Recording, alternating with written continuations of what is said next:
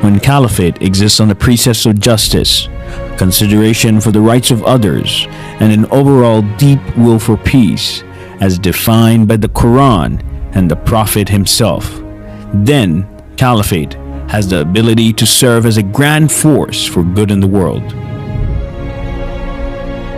Well, one of the things I enjoy about coming to the peace symposiums that the Ahmadi community holds is to listen to His Holiness. I always find him inspirational. I think tonight his message was even more important than ever.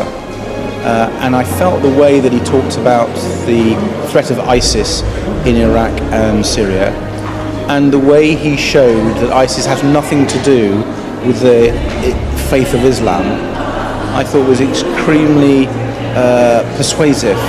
His Holiness gave a speech that was incredibly powerful, that set out all of the claims that violent groups like ISIS made and then totally demolished them in terms of what the Quran actually says. I think for a lot of people sat in the room, it helped them really understand what true Islam is actually about and how this message of peace is really at the heart of it. But the Holiness, I just thought, it's incredible, because all the things he was saying were going through my mind, and I could actually relate to nearly everything that he said, which actually I think probably surprised me for some reason. I don't know why. I just found it very, very moving. I'm really pleased I came. I can't say more than that.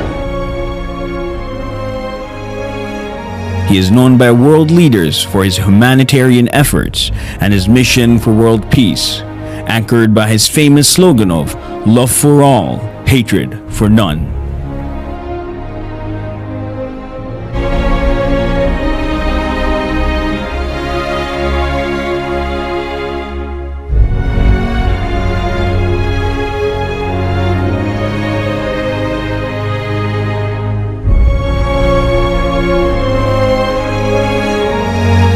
During these tours, His Holiness has met world leaders from the Far East to Europe, from North America to Africa, discussing the economic, social, and political problems facing the world today, and how to create peace and justice in the world. He has also met religious and community leaders in order to share common values and core ideals universal to all religions and cultures, with a view to improving the moral state of mankind and creating an atmosphere of love and affection.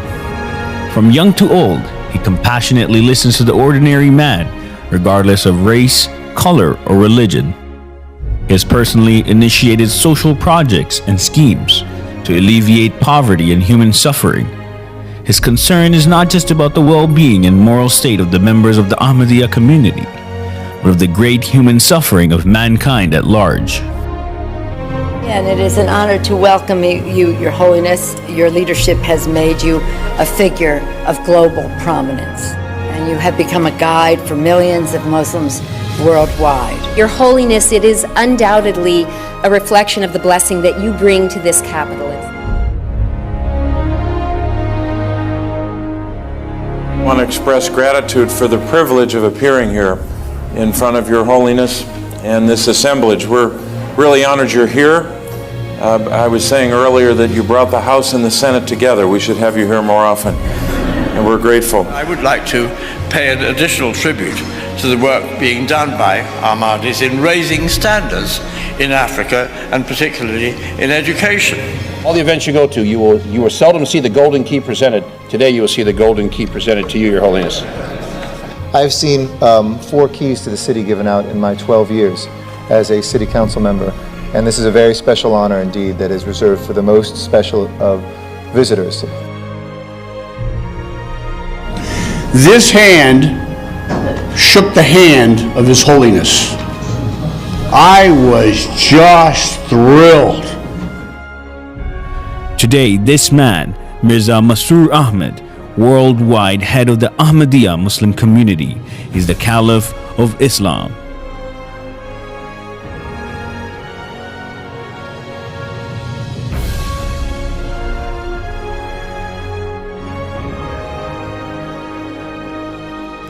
His followers number in the tens of millions, spread over 200 countries across the world, making him the leader of the largest single group of Muslims in the world who follow one Imam.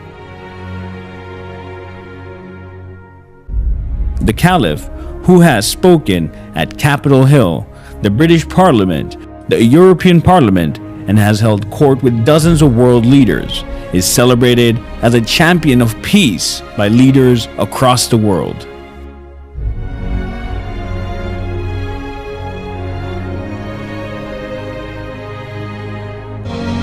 Today, when we, the Ahmadiyya Muslim Jamaat, raise the slogan of love for all and hatred for none as a means to establish global peace, we do so directly in fulfillment of the teachings of the Holy Quran and the practice of the Holy Prophet, peace and blessing of Allah be upon him.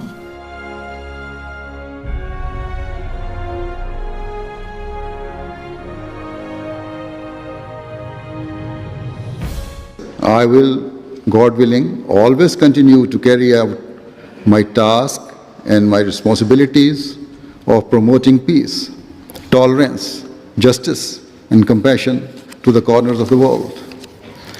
I will continue to tell all people that in order to be relieved of the pain and suffering that we face today, we must adopt true justice and equality.